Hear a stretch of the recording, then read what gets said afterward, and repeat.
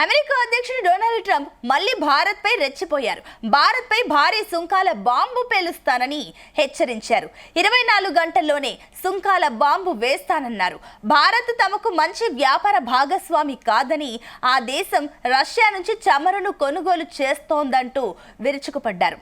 భారత్ అత్యధిక సుంకాల దేశమని, ఎవరిపైనైనా ఆ దేశం అధికంగానే సుంకాలను విధిస్తుందంటూ వ్యాఖ్యలు చేశారు. అందువల్లే ఆ దేశంతో తమకు స్వల్ప వాణిజ్య లావాదేవీలున్నాయి అని ట్రంప్ చెప్పుకొచ్చారు.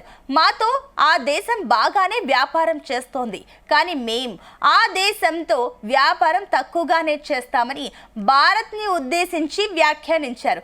అందుకే 25% సుంకాలను విధించాం, కానీ 24 గంటల్లో దీనిని భారీగా పెంచనున్నామని హెచ్చరించారు.